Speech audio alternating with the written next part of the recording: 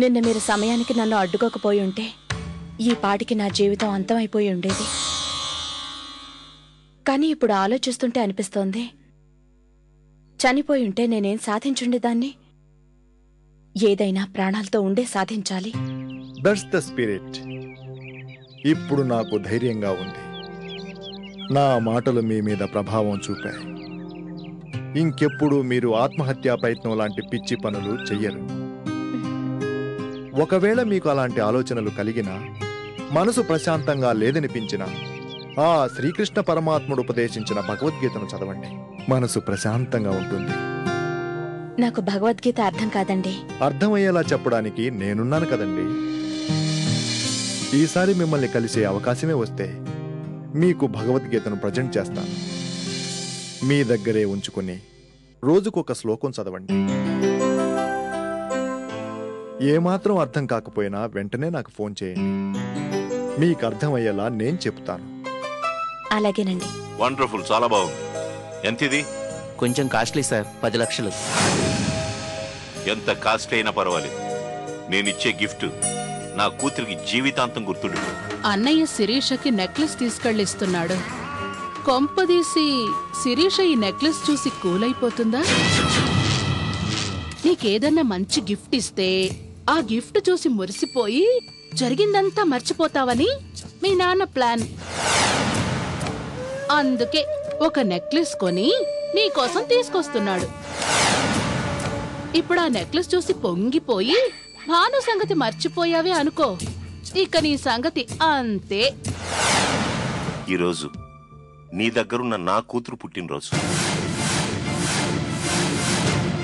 ఈ విషయం నాకెలా తెలిసిందని ఆశ్చర్యపోతున్నావా?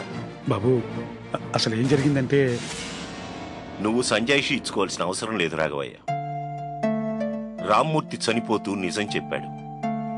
నా కూతురు నీ కూతురు అయిన విషయం నాకంటే 4 రోజుల ముందే నీకు తెలిసిందన్న విషయం కూడా చెప్పాడు. కాబట్టి జరిగిన దాంట్లో నీ తప్పేమీ లేదన్న విషయం కూడా నాకు తెలుసు. నా కూతురు బతికే ఉందని సంతోషించాను. కానీ నిజం బయటపెట్టి 22 సంవత్సరాలు నీ కన్న కూతురుగా చూసుకున్న నా కూతుర్ని నీ నుంచి దూరం చేసే ధైర్యం చేయలేకపోయాను రాఘవయ్య.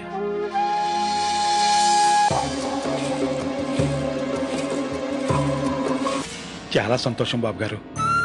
మీకు నిజం తెలిసిన వెంటనే ఎక్కడ మీకు అన్యాయం చేసినట్టు భావిస్తారో, ఎక్కడ బాలుని నా నుంచి దూరం చేస్తారో అని భయపడ్డాను. ఇప్పుడు మీ మాటలు విన్నాక ఆ భయం పోయింది బాబు. ఇంతకీ నేనెందుకు రమ్మన్నానో తెలుసా? ఈరోజు భాను పుట్టినరోజు. తన పుట్టినరోజుని అంగరంగ వైభవంగా జరిపించే అదృష్టం నాకు లేదు.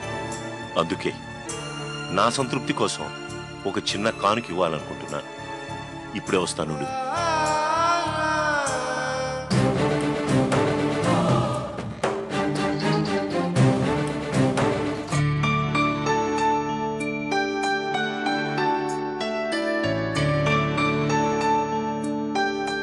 ఈ నెక్లెస్ తన పుట్టినరోజు గిఫ్ట్గా ఇవ్వు.